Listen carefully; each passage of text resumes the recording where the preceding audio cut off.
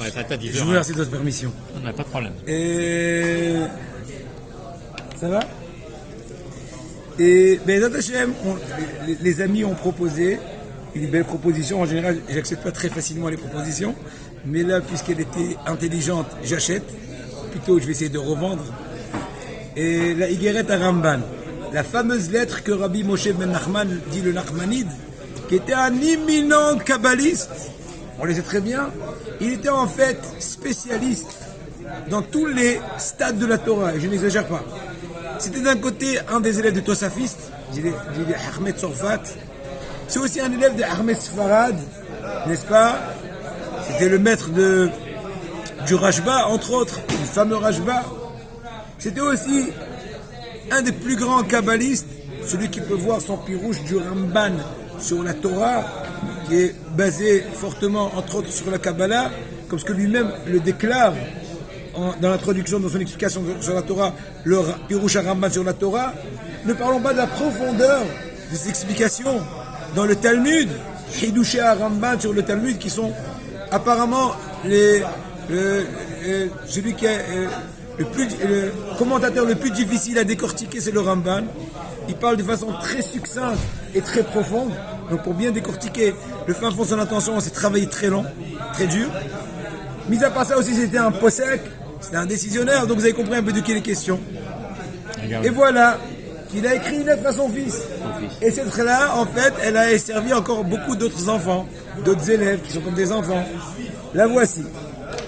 Cette lettre-là a été envoyée par le Ramban à Catalonia, à son fils, pour l'encourager par rapport à la modestie. Et Rabotai, le secret de la réussite pour toute chose dans la vie. Et à peu de raison, à titre de préparation avant le jour de l'expiation de nos fautes, le jour du grand pardon, Rosh Hashanah. C'est la Hanava. C'est marqué dans nos sages que toute année qui en son début est humble, eh ben, elle a une bonne espérance. Kol Shana Shit'ilata Rasha, Yeshla Harit. Elle a une bonne fin. Pourquoi? Parce qu'on dit, les yeux d'Hachem sont sur Eretzrem, mais Reshit Hashana va Harit Shana, depuis le début jusqu'à la fin de l'année. Mais de façon midrashique, nous avons expliqué que si le début de l'année il est pauvre, eh ben, il y a une bonne espoir. Et sinon, non. Hazve Shalom, Hazve Shalom. Donc maintenant, se travailler par rapport à la Hanava, c'est très adéquat, non seulement pour le quotidien, comme je viens de dire, mais encore plus par rapport à Yom Kippour. Et il lui dit même plus que cela, comme ce qu'il dit à la fin de la lettre, de la lire au moins une fois par semaine. Nous, ça nous arrive de lire une fois quelques mois dans le meilleur des conditions. Il y en a qui le font tous les jours, HRM, à condition aussi de comprendre, de ne pas juste de lire comme un perroquet, mais on fait ce qu'on peut. Je ne parle pas de mon cas, je ne fais pas tous les jours, même pas en tant que perroquet. Et en tout cas, voilà, que je vous ai amené maintenant cette occasion extraordinaire. Et plus que ça, il y en a qui le connaissent même par cœur, pour pouvoir enseigner à ses enfants dans la crainte d'Hachem, etc. Allons-y. Le Ramban commence sa lettre, entame sa lettre extraordinaire, sa sainte lettre, avec un pasouk au début du Mishlei Perek Aleph Pasouk Et. Shema Abeni Moussaraïra, écoute mon fils, la morale de ton papa et n'oublie pas la Torah de ta maman. On sait très bien pourquoi, parce que le papa c'est celui qui est plutôt celui qui va faire la morale, dans le sens c'est lui qui est le bras fort. Alors que la maman dit Kapara va étudier et tout. Vous avez compris. Titnaeg et Tamid. On va essayer de comprendre chaque mot, en tout cas plutôt de s'imprégner de chaque mot, tant qu'Hachem nous permette, Bezrat Hachem. Habitue-toi tout le temps, pas de temps en temps quand ça te chante, tout le temps de parler toutes tes paroles avec nahat, avec calme. On dit en français, parle posément, calmement, de façon honorable. À toute personne, à tout moment. Et c'est le remède, ou plutôt c'est ce qui va t'aider à te sauver du grave kourou, kaas.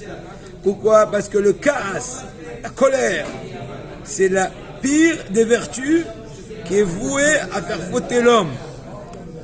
Et nos sages nous ont enseigné dans Masechet Nedarim Daf Kaf Aleph. Qu'est-ce qu'ils ont dit nos sages là-bas? Tout celui qui se met en colère, eh bien tous les genres et catégories d'enfer s'en prennent de lui. Quand je vois qu'il y a dans Kohelet, Aleph, Pasuk, Yud. Qu'est-ce qui est marqué là-bas? Haser ka'as milibecha. Enlève le courroux de ton cœur. Et en cela, tu vas enlever de toi tout le mal. En d'autres mots, autrement, avec le courroux, on a le mal. Qui dit mal, dit les enfers. Pourquoi? Il ramène un pasouk, le Ramban. Ven ra'a et la Gehinam. Quand on dit le mal, on parle du Gehinam. Comme ce que l'indique un autre verset, lequel Mishletet Zain Dalet. Et Kam Racha, Liam Ra'a. L'impie est voué au jour du mal. Qui dit mal, dit donc, l'impie dit, la punition de l'impie dit les Gehinam. Et celui qui est en courroux, il peut tomber dans le Gehinam chez Mishmo. Et ça, c'est première strophe, entre guillemets, premier paragraphe. Rabbeinu Rambam de continuer avec le feu de la Kedusha. Et quand tu vas te sauver du danger, donc, de la colère, et bien là, tu seras apte à épouser, à recevoir sur toi, à te comporter avec humilité. Anava, n'est-ce pas? Humilité. Modestie. C'est la meilleure des vertus, de toutes les meilleures vertus. De toutes les bonnes vertus. C'est la meilleure des plus bonnes.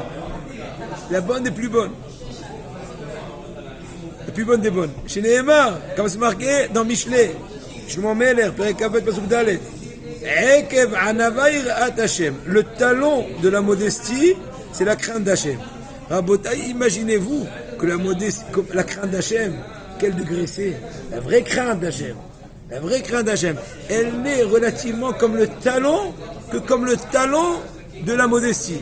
Comme pour dire, si on parle de la modestie, le talon de la modestie, c'est le top du Yirat Hashem. Incroyable.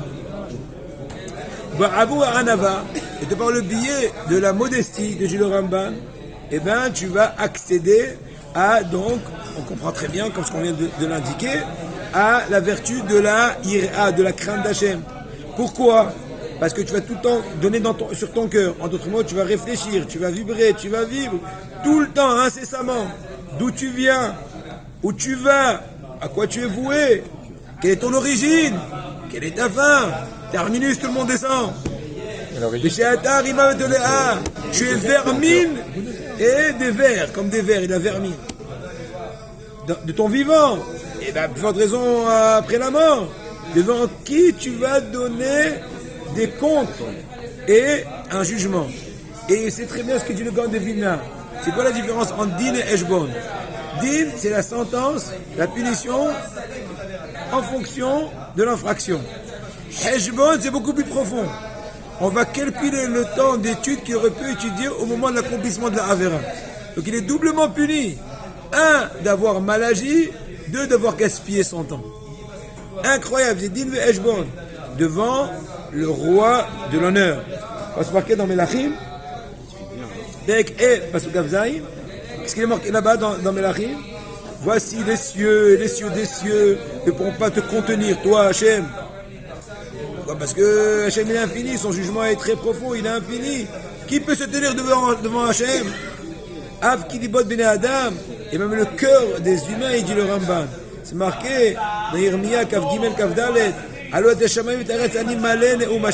C'est moi Hachem qui emplit entre guillemets les cieux et la terre. Moi Hachem. Et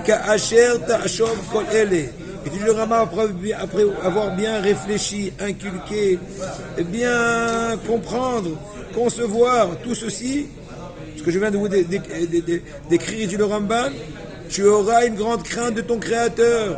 Tu vas te surveiller de la faute. Et avec ces vertus-là, tu vas être heureux de ta part.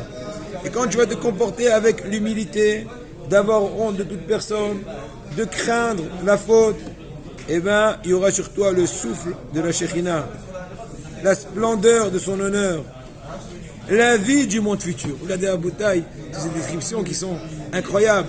On sait très bien, comme je disais tout à l'heure dans l'introduction, que le Rambam compte ces mots. Il y a des Rishonim qui, on va dire, qui sont beaucoup plus explicites. Mais le Rambam, il est très concentré, très concis. Regardez, on a ces promesses-là. Avoir honte devant toute personne. Avoir peur d'Akadosh Baruch Hu et de la faute. Et bien, quelle est la résultante? Après plusieurs années de travail, je répète, le souffle la providence divine va reposer sur toi, la splendeur de son honneur de la Shrina et la vie du monde futur. Bonne journée.